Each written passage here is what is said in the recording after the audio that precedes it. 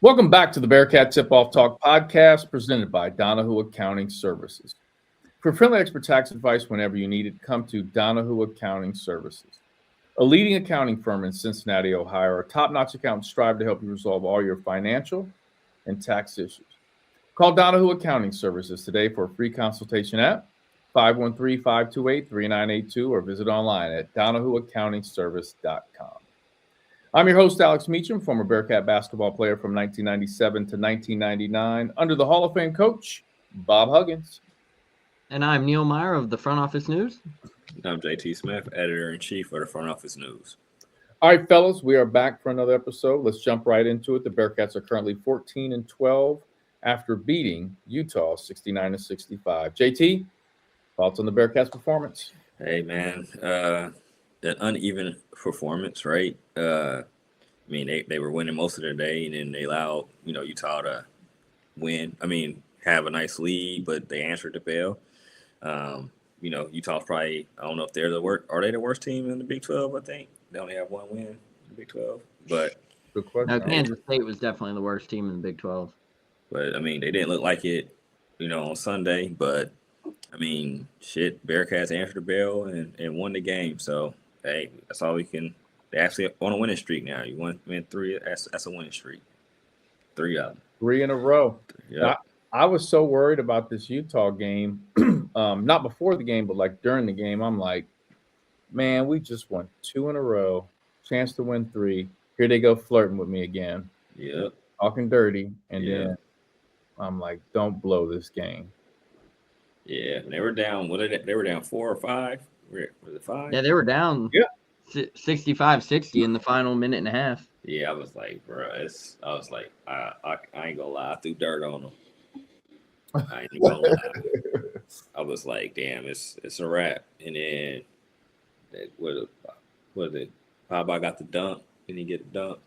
Made the free throws.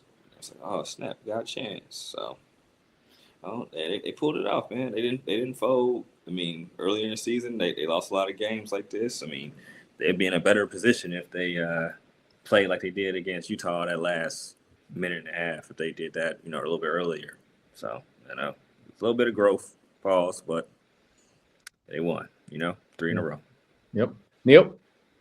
Yeah, like you guys mentioned, it was nice to see Cincinnati finally answer the bell down the stretch. They were 0-5 in those kind of matchups heading into this one. A 9-0 run to end it, I thought that was huge for Cincinnati. Obviously, a lot to take away. Mustafa Cham, 15-10 in his first game back with the ankle injury, but kind of sounds like Wes Miller and them are being very cautious with Mustafa and that ankle. So it's still something to monitor, but it could be something that maybe lingers into the season with how these last few games are. But Wes told us after the game, like he was so worried that anytime Mustafa planted, that foot could act up again. So it was worrisome heading into that, but to see him come out of there unscathed, 15 points, 10 rebounds, I thought that was a huge part for Cincinnati, especially in a game when you get out-rebounded by 10, 40-10, and Utah was crashing the boards and just about on every missed shot. They hustled to the ball. They knew they were going to be able to crash the glass, and that's what kept them in that game simply. But the positive notes for Cincinnati, I mean, I thought Keyshawn Tillery was the difference maker. I mean, you saw things not really go his way towards the beginning of the season, but Cincinnati looked their best on Sunday versus Utah when Keyshawn Tillery was on the court. I mean, 10 points. He knocked down 2 clutch threes. I thought he looked like a Big 12 point guard, and he affected the game on both ends of the court, offense and defensively. I think his growth is going to be a huge role for this team moving forward. Especially, let's talk about it, guys, in a game like this where Jizzle James told nobody the day prior to this that he had a 102-degree fever and did go out there and practice. And then they told him then he told the coaching staff after, hey, I'm not feeling too good. Checks his temperature, 102-degree fever, and he comes out ready to play the next day. Now, he didn't have that great of a game, but playing with a 102-degree fever in that kind of instance is something that not many people would go out and do. So you got to give your tip of your cap to Jizzle that aspect as well. Whatever happens at the end of this season, whether Wes Miller, is let go, retained, whoever the next coach is. I mean, you look at a guy like Keyshawn Tillery, whoever's coaching this team next year has to find a way to keep that young man as the Cincinnati Bearcat. I mean, there's several guys I think are crucial. Obviously, Tyler McKinley is a crucial one, but definitely Keyshawn Tillery as well. Like you mentioned, Neil, I think he's playing, obviously his best basketball, but showing the potential for not only next year, but the year after of him, taking the lead, hopefully as a Bearcat and leading this Bearcat team to some victories in the future. So this is the Bearcat Game Recap segment sponsored by Purple Monkey Project. Hey, the only thing I want to add to this, fellas, is, man, like you said, they found a way to win down the stretch. You've got to give Wes and these players credit, man. I mean, they could have packed it in.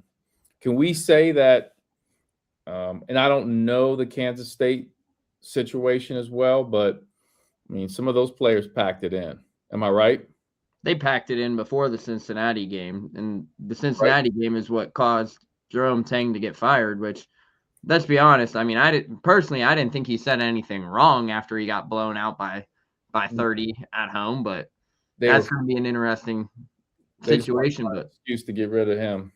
Yeah, that's going to be interesting, but Kansas State definitely packed it in. I mean, PJ Haggerty was getting $4 million, and I mean, he's showing up, but nobody else on that team is.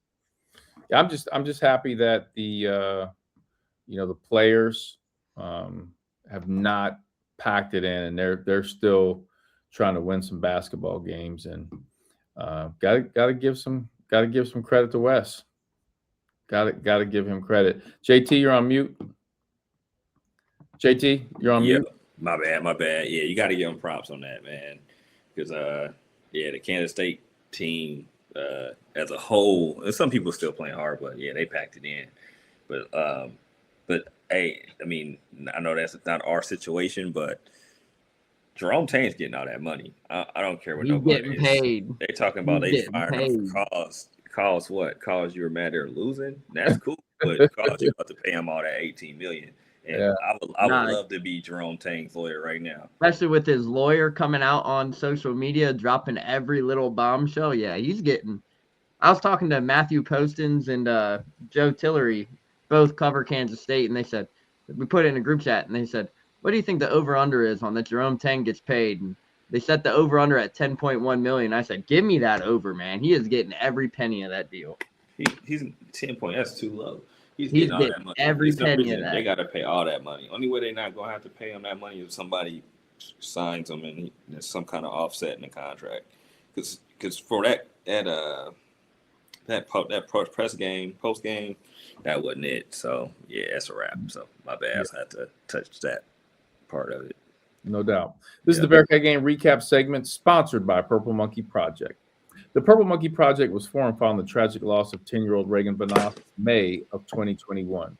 Reagan was a ray of sunshine who lit up every room. The Purple Monkey Project is named after Reagan's favorite stuffed animal and seeks to keep Reagan's spirit alive by being a ray of light in the community and promoting random acts of kindness. By providing scholarships and other financial support of youth and youth-centered charities in Southwest Ohio, the Purple Monkey Project seeks to pay it forward, all in the name of Reagan. To learn more about the Purple Monkey Project, please visit purplemonkeyproject.org or visit them on Facebook at Purple Monkey Project. Now, this Saturday at 1 p.m., the Bearcats take on Kansas in Lawrence, Kansas.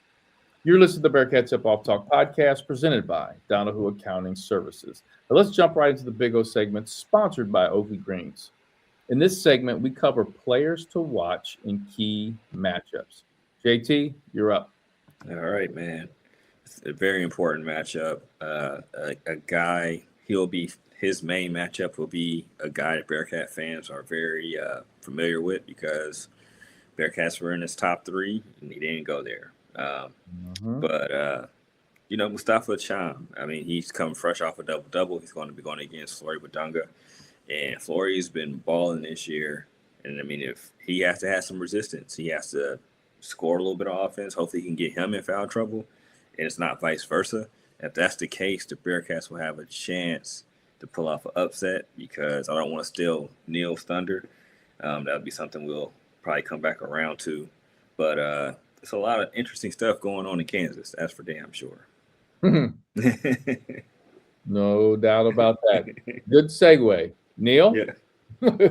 Yeah, and JT with the alley-oop there. But, I mean, what's going on in Lawrence, Kansas right now is the most talked about story in college athletics in a whole right now. I mean, everybody knows that Darren Peterson is a fantastic player, a one-of-one kind of player, a generational talent. But there's so many question marks coming in. I mean, right now, if you want my honest opinion on him, he's 20 points a game, only played in 15 games this season, been battling what seems to be an ankle injury, some hamstring issues, some cramping issues. I mean, nobody really knows the full story. And from some of the media folks I've talked to at Kansas, for those who are wondering about the situation, they haven't even made Darren Peterson available to the public in probably about a month and a half since the game where he hit the 2 threes to end the game. They've only let him talk 2 times all season from what I've been told. So, I mean, this story is going to come out at one point or another towards the end of the year on what's actually going down. But for me, how I see it and how many others might see it is this is a kid who knew he could have went to the NBA right out of high school and said, hey, I have to go to college. Let me get an NIL bag. I'll get mine. I'll check myself out like he has. And look what happened. I mean, but now it's to the point where we've talked about this off the air. Like, there's a lot of NBA executives out there questioning.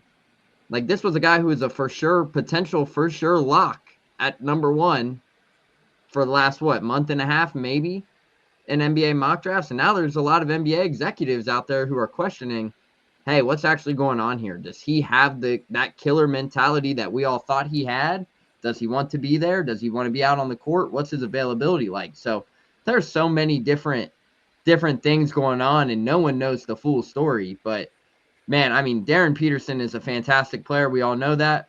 Averaging 20 points a game, shooting 49% from the field, 44 from behind the arc.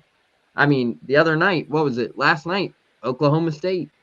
He has 23 points in 18 minutes. He hits a big 3, and he looks to Bill Self and says, yeah, cut it, I'm done. When have we ever seen a generational talent look to their head coach with 16 minutes or 17 minutes in the second half and say, hey, yeah, this shit's a wrap. I'm going to go sit on the bench for the rest of this one. Like, you don't see that. So, I don't know. That's my take on it, but he's a fantastic player. Everybody knows the kind of talent he is. And obviously, I think he's only played a full half or full game, 4 times this season, JT, if I remember right? 4 or 5 times this season. So, it's going to be interesting to see what kind of minute restriction he'll be on is what we'll say. But we're seeing a new change in college athletics, especially on the basketball front with this Darren Peterson situation, because this is load management at its finest if I've seen it. Yeah, and if I'm an NBA exec, JT had mentioned this before we started our podcast, but if you look at players that are in college basketball right now, I think we can say DP's probably the best player in the game. I personally think AJ has the most upside, and part of that is because I think AJ has a different mentality. Like, you look at his track record this year, like you question some things with DP, and I don't know what's going on. That some GMs are questioning some character issues related to this, and like JT said, man, I don't blame the kid. It's probably people behind the scenes. Yeah, gotta be right, but it's the state of college athletics right now, man. I mean, there was also the one time this season where DP checked himself out, and their deputy athletics director, Sean Lester, literally was caught talking to him on the bench, like, hey, what's going on? Like, you never see a basically somebody who is an assistant to the athletic director on the bench for any game. So once that happened, that was interesting. And then you have the flu situation versus Arizona. Like, let's be honest, any player in that matchup, if you are not 100%, you go through warm-ups, it's the what was that, number 6 versus number 1 matchup at home. If you ain't feeling 100%, I can tell you 99% of players right now are still playing in that environment. But he went through warm-ups and said, nope, check it. You don't see that. You don't see that often. That's where the questions really started to arise. Yeah. Well, let's jump back into the Bearcats because we got enough issues on our own with the Bearcats. So True. Very true. the thing is sponsored by Oakley Greens. My player to watch is going to be Day Day. I'm going to go with Day Day to hopefully step up, have a really big game. And you look at scouting reports, and a lot of people focus in on Baba. Baba's our best player, potential NBA guy. So there'll be a lot of focus in on Baba. And if you let Day Day kind of do his thing and he gets flowing, man, he can really impact the game. So my hope is Day Day early and often knocks down a couple shots, makes some plays that sets up people like Mustafa, Baba, and gets cooking a little bit. And I think this could be a type of game where we could get blown out, or we could play close with them for at least a decent amount of time to where they get a little bit, the opposing team gets a little bit nervous. Like everybody's going to this game thinks Kansas is going to win, right? And it's just like the NCAA tournament. Like you've seen this in the NCAA tournament, like first, second round, where you've got a top tier team playing a 13 seed. Yeah. And, you get the second half and it's like 5 minutes to go. It's a close game. That top seed starts getting a little nervous, right? Yeah. And then next thing you know, upset alert. So I mean, especially in the Big 12 too. And the Bearcats just have to, consistently. I think they have to, obviously making shots is key for this basketball team. And against a team like Kansas, man, you're gonna have to make a lot of shots. And to me, it's gonna start with Day Day Thomas. The Big O segment is sponsored by Oakley Greens. Oakley Greens, the ultimate spot to catch your hometown team in every big game with 6 giant LED screens at every angle.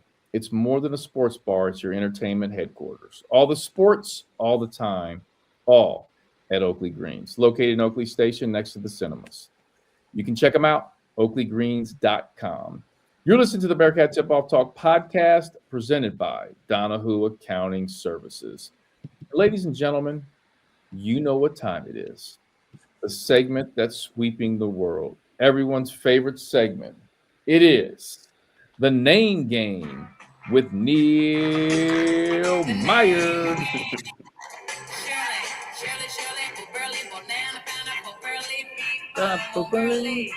Already? Shirley. Who's this again, Neil? Shirley Ellis. Your girl, Shirley Ellis. Shirley Ellis. For the Name Game, for those that are new to the podcast, welcome. Thank you for listening. For those that have been listening to us for, 4 years now, we appreciate it. Thank you for being a loyal listener.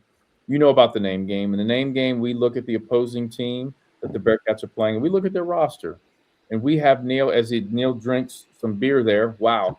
It's actually a glass of wine. Thank you very much. That's wine? You got a wine? Okay, in the beer glass. I see you. Wait a minute. I'm getting ready to give, I'm doing the whole presentation for this segment, and you drink wine out of a big beer glass. A big beer glass mug? All right. That's like wine classy, and that's not. So you're mixing the two worlds of. That's some West Side shit right there. Yeah. That's some West Side shit right there. All right. I'm gonna leave it at that. Okay, let's get right into it. We are going to look at the Kansas Jayhawk roster, and we're going to look at some names that are different, cool. Try to get them to pronounce them, and some that might start a little bit of a conversation. So, Neil, are you ready? Yes, sir. Do you have your wine? I do. Okay. All right. Let's start with number 0.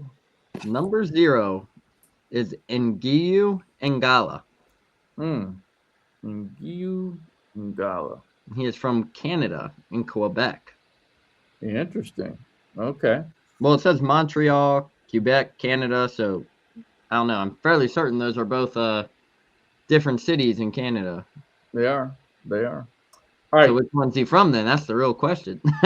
Well, maybe he went to. Maybe he's been in both. Maybe he's been in both for schools because you see the schools they've got Multiple different schools. Yeah. multiple schools. So, all right. How about number 6? This is an interesting name. Number 6 is Samus Calderon. Samus. That's interesting. That's it. Have you ever heard that name before, JT? Samus? Nah, that sounds like it. Yeah, it sounds like a mistake. My bad, Samus. They're like, oh. Yeah, I don't know where they Samus. I don't know, man. Maybe the person was, I don't know, sandwich. I don't know, man. Sandwich. Maybe it's like, I don't know. Hey, wait a minute. You know what? If we move the letters around, we got CMOS. Nah. Is that right? And the CMOS, SIMAS? Yeah, you're right. Samus. Samus and CMOS. CMOS and Samus. I don't know. He's from Brazil. Yep. By way of Overtime Elite. This whole roster's from Overtime Elite. If you look at it. What's that? Oh, man. They got 3 guys from Overtime Elite. Yeah. Well, that leads us right into number 7. Number 7 is Cole Rosario, which was actually interesting with him is because Cincinnati offered him in the 2027 class or the 2026 class, and he reclassified. Yep, I remember that name. That's why I brought him up. He's a stronger kid, right? Yeah, 6'6", 200. Yep. You can definitely tell the way. All right. The way he's played too this year, like you can still tell he's still younger, but you give him another year under Bill Self, who knows what kind of generation talent might come out of there with him. Number 12. Number 12 is Wilder Evers. Wilder. Wow. You know anybody named Wilder, Neil? I know JT doesn't. No. I don't. Oh, no. I don't know. Where's he from? Birmingham, Alabama. That sounds like some Alabama shit. Wilder Evers. That sounds like some stuff you see in those old like civil rights documentaries on Alabama. Wilder Evers. Yeah, he was like not letting people like do shit like that. Definitely. He would not let them integrate. For sure. Like, damn, I'm going on the bus. But that damn Wilder Evers holding us back. Yeah. Number 13. Number 13 is Elmarco Jackson. Elmarco. JT, they made that shit up, and they were like, "Man, we're going to Elmarco." Elmarco. It's the L, man. It is. It's the L. What was the name? It was like I'm trying to think. It's something with an E for sure. So it's like it's not even ever. I don't even know. Like L. Everett, not Everett. L. They made that shit up. They made that shit up, man. Like they were in the basement. Like, you know what?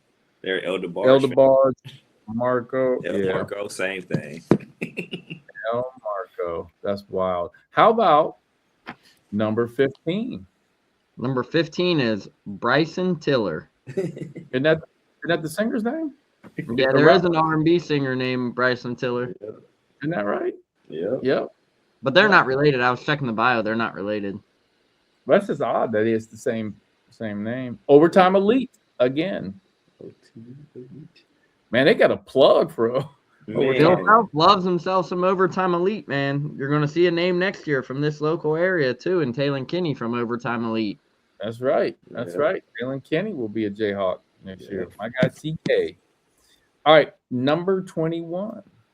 Number 21 is Will Thingvall. Thangball. I like that. Thangball. Pop that Thangball. All right. That is a hell of a name. And then, of course, with Darren Peterson. We're not gonna get too much into that, but yeah, like his dad played at West High, so he's got some deep Cincinnati ties, and with his family still here, a lot of family still here in Cincinnati. I used to coach against him. I tell you guys that. I told you guys that, right? Yeah, Mhm. Yep. That's crazy. When his dad was in high school, man. Yep. I haven't seen his dad in a long time, man. Number 34. Number 34 for Kansas. My roster just froze on me. Number 34 is Paul Mbaye. Mbaye. He is from Congo. Yeah, he's Yep. from the Congo. Yeah. Straight out the Congo. And so is Flory Badunga. they're from the same same spot. Yeah, they are. That's wild. That is.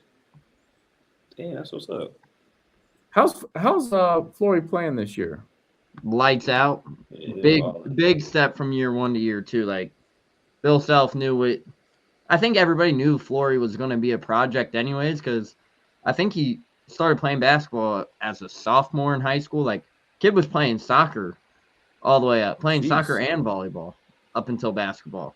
So he was still raw in terms of potential, but they unlocked it up there at Kansas. I think he's averaging close to 14 and 10 a game right now. Yeah, something like that. Look, It's been nice to have him wearing a Bearcat uniform. Yeah, 14.5 and 9.2 rebounds. Yeah, he's a hooper. He's been balling. Yeah, I would have loved to have seen him in a Bearcat uniform, fellas. Man, I'd love to see that. It was close. Yep. And close isn't good enough. Neil.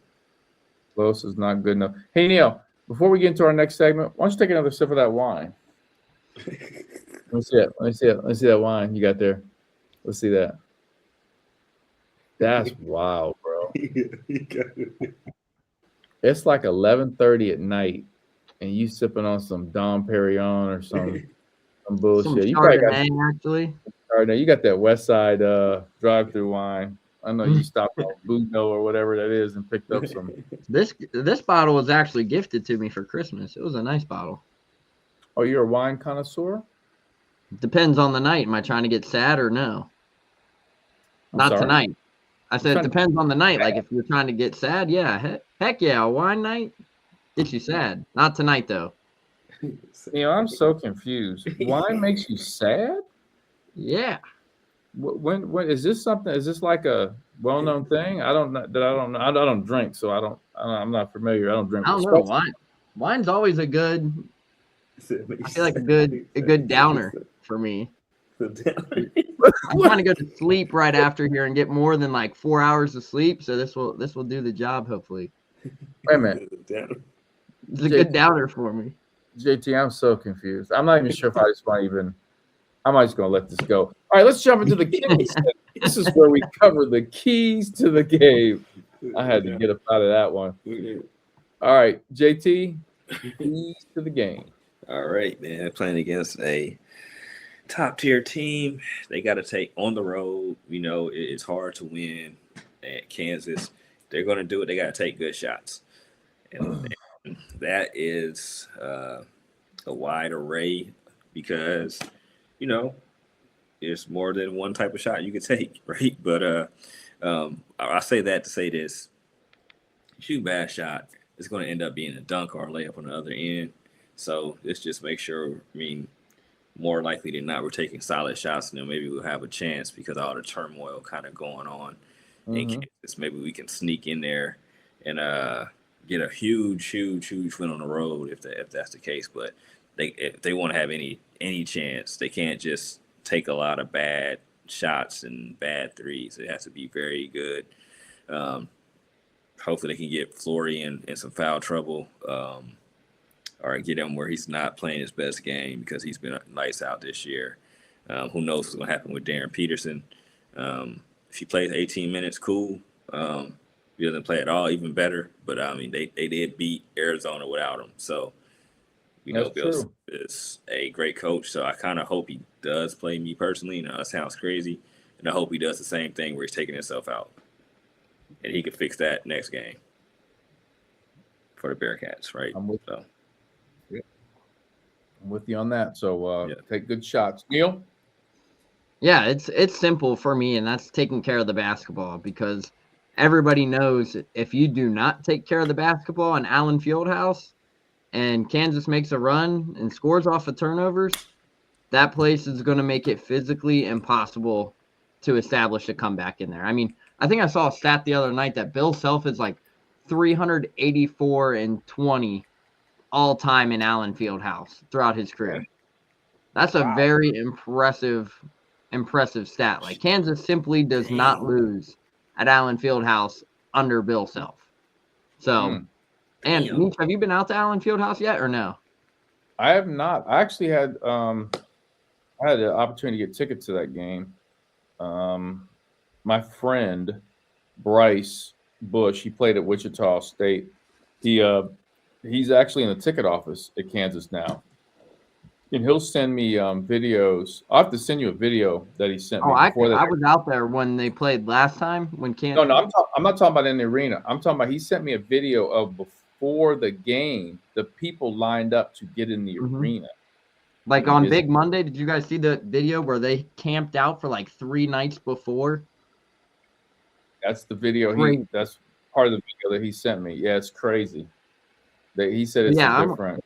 It's a different animal out there in Allen Fieldhouse, because I went out there the first year in the Big 12, last time UC played out there, and I mean that it's a fantastic arena, old school, modern. There is no seat backs in the whole arena.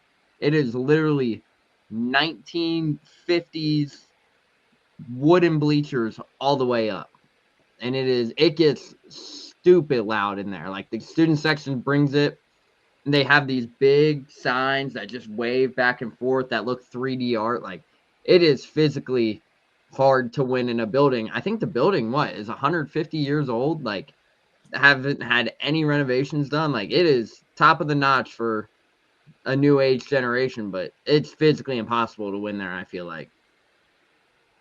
Yeah. So you said take care of the basketball. So we got JT with good shots. Neil, take care of the basketball. I'm just going to simply say we've got to answer Kansas's runs. They're going to go on runs. Good teams do. Good teams do at home. So if Kansas goes on a 6-0 run, West calls timeout. We've got to come back and have at least our own run. But if Kansas goes on a 6-0, we call timeout, they go on another 6-0, it's just going to get ugly. Yeah, it just is. So we've got to answer these runs, especially, I don't care who you play or where you go. Home teams like to make runs. They try to go on multiple runs, and if you do a good job of stopping those, you have a chance to win. You're listening to the Bearcat Tip-Off Talk podcast presented by Donahue Accounting Services. Let's jump into the Twyman segment. This is where we cover hot topics. And I think we know what the hot topic is for today. Former Bearcat coach Mick Cronin, for almost the entire year this season, he has been the topic of discussion on social media based on his post-game pressers. He speaks his mind. He says exactly how he feels, no filter. But this past game against Michigan State, it was a different situation. He ended up kicking off the bench, out of the game, one of his players. And then in the post-game press conference, which looked like it was held in the hallway on the way to the bus, which was reported, I don't know if this is actual fact, but it was reported that there was a student reporter that asked him the question. I don't know if that's true or not, but asked him a question about the Michigan State student section and what they were saying. Mick then went on to say he doesn't give a rat's ass, said that was the worst question of all time. And then when the reporter tried to chime back, Mick kind of puffed up his chest and said, Are you raising your voice at me? That was pretty interesting. So I am anxious to get your guys' thoughts because we haven't really talked about this in detail yet. So, JT, we'll start with you. All right, man. So much to uncover right now. So It's so much. so much. It's so much, man. It is so much. So for one, I'm gonna start with the on the court situation. The kid um, was trying to play at Michigan State. Everybody kind of knows that. Didn't get the opportunity. Didn't get a chance to be a walk on, not walk on slash manager. Um, Fights his way to be playing for freaking UCLA.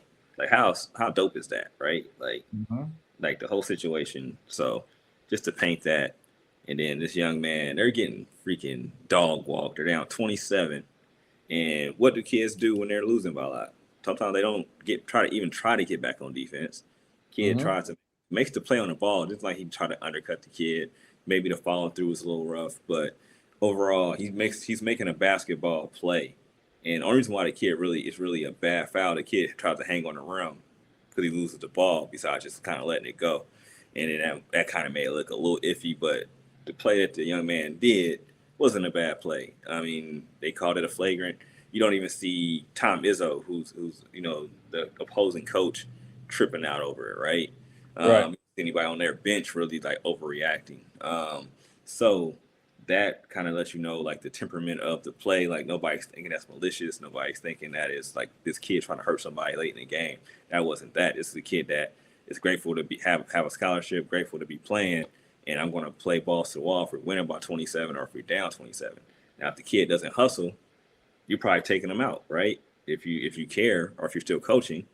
This kid hustles, and then he comes out. What does he get greeted with? Gets embarrassed on national TV. Goes to the back of the locker room. Why couldn't that young man just finish the game on the sideline like everybody else? I thought that was Mick trying to be bigger than the game, or bigger than this program per se, or bigger than these players. And at this time, I think that was very short-sighted of him. Very look at me. You know what I mean? Like, F the team, not UCLA. Not that I'm coaching them and we're getting smacked by 30 on the road. Not that we got smacked. Both Michigan teams had their way with them. Ran a train on them on national TV, right? Ran a train on them. They got smacked by 20 plus by both teams. But now you want to show this kid up when everybody's playing bad, and this kid is trying to hustle. So I think that's bullshit, personally. I don't care. I mean, that was weak. That was a weak move. No disrespect. I mean, Mick's a pretty solid coach. I won't take anything from him, but I thought this situation was real weak. That was weak. That was a look at me. I'm over it, but I'm gonna make it be about me besides the kids type of a situation. And then the interview, as a person that asks questions, sometimes you're gonna make a bad question or a question you're like, damn, I probably could have did better. That kid, whoever asked that question, I don't know who it was. That wasn't a terrible question. I've heard way worse questions before. You got smacked, and then the student section is probably yelling stuff at you guys. You think that, I mean, essentially you could be like, hey, they had some kind of effect on us because we got freaking beat by 30 points. That's all you got to answer besides being an asshole about it. And then when the kid was kind of because you said it was the dumbest question you ever heard, yeah, the person's going to raise their voice a little bit. And then he's lucky he asked I mean, me personally as a man, if somebody kind of challenged, I don't care who it is, if that happened, like, we would have to talk about that. I ain't gonna lie, like, I don't care if it's a millionaire, I don't care, like, we'd have to talk about that. So I'm like, I'm not saying I'm this big bad person or whatever, but the way he addressed it, like, I would have been like at the end, like, hey, what's up with that? Like, you know what I mean? Like, then if you want to act like that off camera, then if we gotta be grown men, we gotta be grown men. But the way he came at that young man, he's lucky that person is probably like scared he's gonna lose his credential or something like that, because that was uncalled for. Because as a man, I would have had. I mean, he deserved to get checked. How about that? He deserved to get checked. I'm gonna say that on everything. Some people might not feel that way, but I know, like, if a person tell me, like, are you raising voice, like, no, I just got smacked. Like, because if with you coming being so defensive, like, I would have said something smart, probably, like, real talk, like, I just got smoked by 30, and you coming at me, you should have been coaching harder or something. I don't know. Like, you pointing your anger at the wrong people. That question wasn't even a terrible question. So that's my rant. I don't know if I'll try to leave some. Hopefully, I'll have some stuff for you guys to talk about. But I think the way he acted in that game, all his actions was total BS. Neil? Yeah, and I'm right there with JT because obviously, I mean, the kid's story is so unique for the player. I mean, tried to walk on at Michigan State, was told no, went to UCLA or went to a smaller school, still Division I, then gets an opportunity to play against his former school where he wanted to play. And I mean, I thought it was the hustle play all the way around by the kid. But Mick, I mean, I get it's a blowout. Like, yeah, it might have been. You could see it from both sides. But I thought it was a hustle play. A kid who doesn't see much playing time, trying to find take advantage of his opportunity given.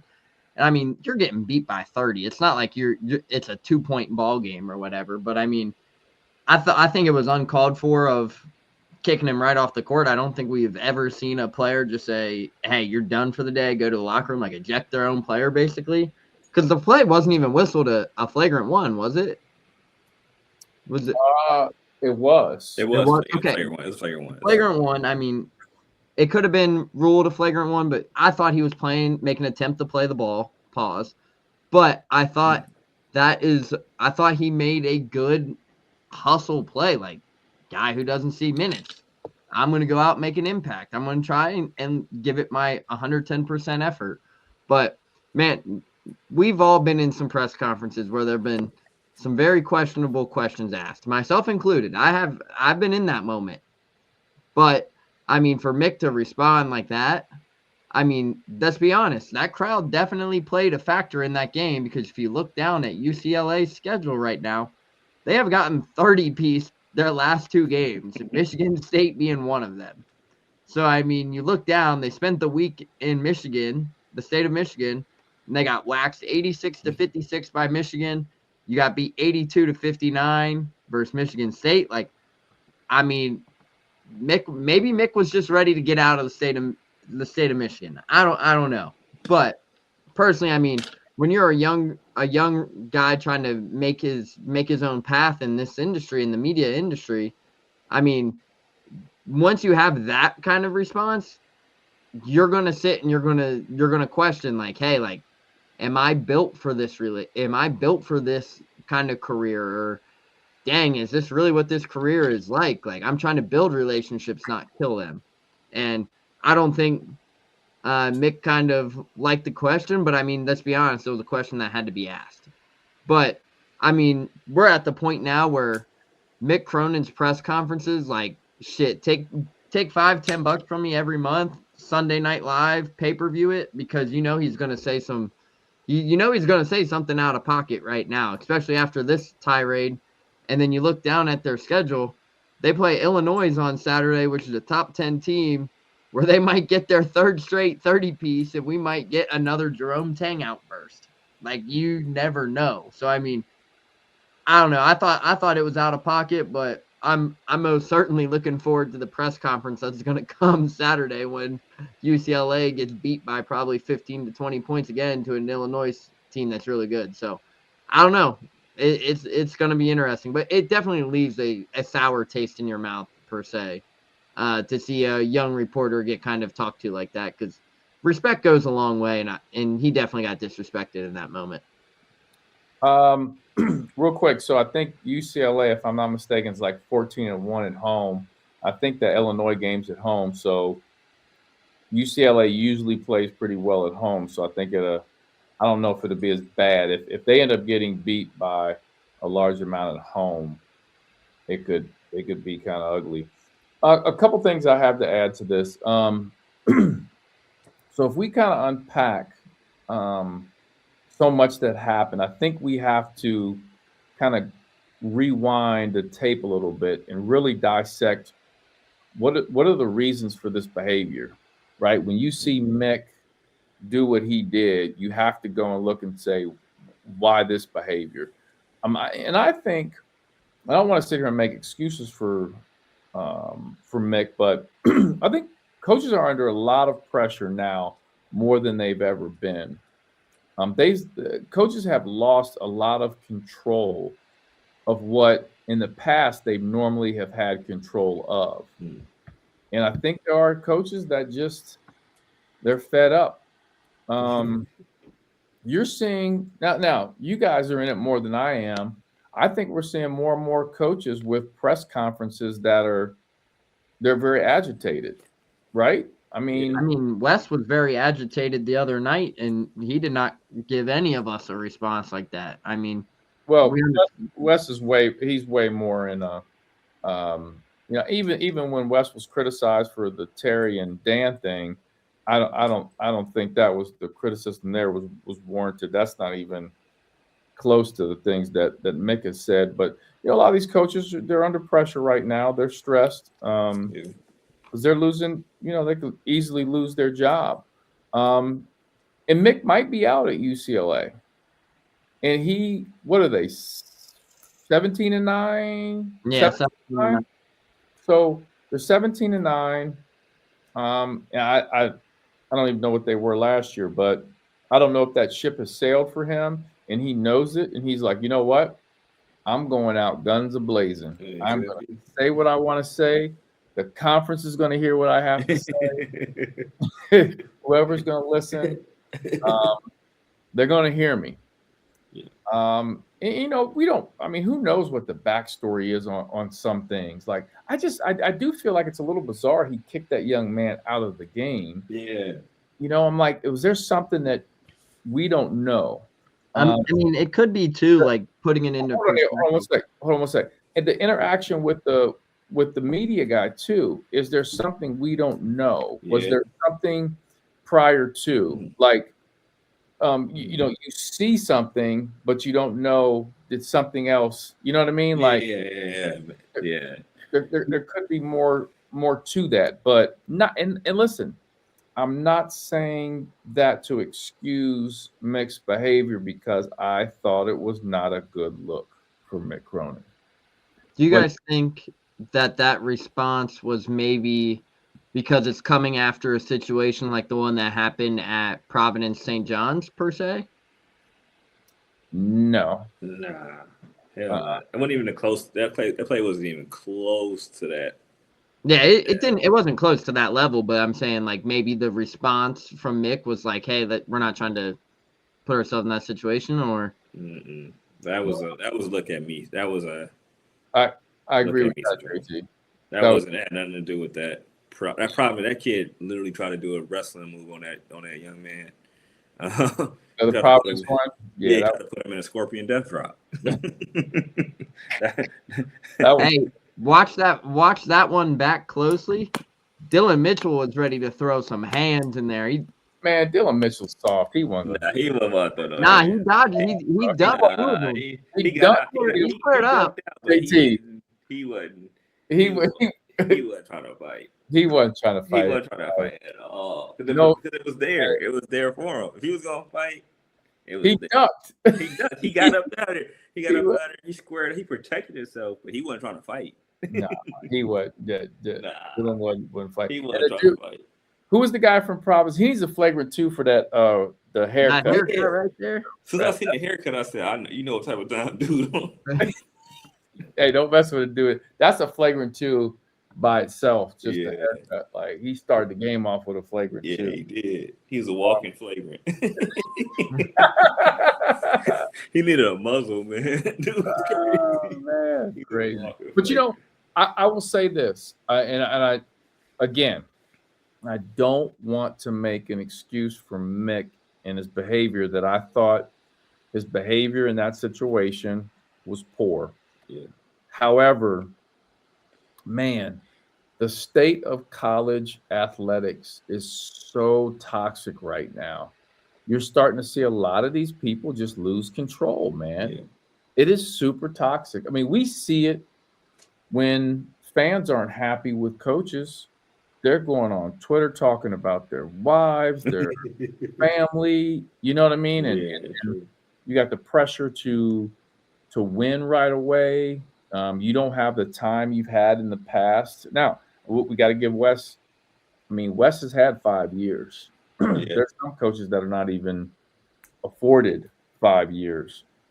There's some coaches that won last year that they want fired this year. I mean, Mark Pope at UK. I've got good UK friends. They want him fired. I'm like, bro, he just got. What are you in the Sweet 16 or something? Like I'm like, wow, like, geez. So I think a lot of coaches are under a lot of stress. We're seeing a lot of them crack. But I'm not I'm not trying to excuse that behavior. But so my thing is this to what you were saying earlier, Neil. They're playing Illinois. It's in LA. Historically, this year, I think would I say they're 11-1 at home? 14-1. 14-1. Sorry, 14-1 at home. They're tough at home. So if they end up getting smacked that game, woo-wee, get your popcorn ready. Yeah, it's gonna be crazy. Press man, and if somebody steps up and asks them a wild question, yeah, woo-wee, if it's on the fence, it's gonna be off the chain, man. Because and Mick does have you have to think about this too. Mick has taken shots at the fact that first of all, UCLA and USC should not be in the Big Ten. No, right? they shouldn't. No, that's real. I can't even lie about that. Should not be.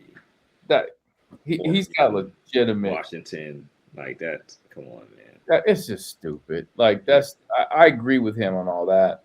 Yeah. But at the same time, you look at has some of these rants, are they shots at the athletic director of UCLA? Because I mean, the athletic director at UCLA is UC's old athletic director, Mike Bowen. No. He's chief of staff, I think. No, Mike Bowen was at USC. He's at USC, yeah. Yeah, he's gone. He's not USC anymore. But the UCLA AD, that could be shots at him for, allowing UCLA to be in the Big Ten. That was just a money thing. Yeah, but grab, yeah. It was a TV deal, grab. But it's going to be interesting because UCLA plays Illinois, turn around, they play USC at home. Again, that's a big rival game right there. So yeah, and USC's been playing a little bit better too lately. So, well, Illinois just smacked them, I think. Oh, for real? I think Illinois is good. Illinois is good. Because it was billed as like Gilbert Arenas' son versus that Keaton Wagler kid. No, Illinois the foreign kid, right? Oh, Stojakovic. Yes, his son. Yeah. Yep. So it was like the two NBA guys' sons playing against each other. So I don't know, man. I feel like the ship might be sailing for Mick at UCLA, which I know and we know Bearcat fans are going to be saying. Just want to say that. Bring Mick back. JT? Don't see it happening. You see it happening. Johnson, I ain't gonna be there. Don't do it. Don't do it. You don't get back with your ex. John Cunningham, yeah. They're your ex for a reason. Remember that. John Cunningham, don't do it. Don't do it. Oh, man. Well, it's going to be interesting. Let's keep an eye on these next two UCLA games to see. I'm interested to see, will Mick come out and apologize? Nah, he would have done it already if he was. When did the game happen? Tuesday night. He would have done that shit already. It was Tuesday? Yeah. It was Tuesday. Yeah. He would have issued that apology yesterday if he was going to. Yeah. He's not one to apologize. Like I don't see Mick being one to be like, you know what? I was wrong. My bad. My bad. I handled that wrong. I'm making no sense. I respect it though. He like, at least he basking in it. He like, fuck it. He stand on business. Yeah, 10 toes. 10 toes on it. So, well, hey, listen, let's hope that our Bearcats hold it down in Kansas. Play tough. You never know what might happen. You're listening to the Bearcat Tip-Off Talk podcast presented by Donahue Accounting Services. Fellas, this concludes another great podcast. Thanks to all of our sponsors, Donahue Accounting Services, Purple Monkey Project, and Oakley Greens. For friendly expert tax advice whenever you need it, come to Donahue Accounting Services, a leading accounting firm in Cincinnati, Ohio. Our top-notch accountants strive to help you resolve all your financial and tax issues.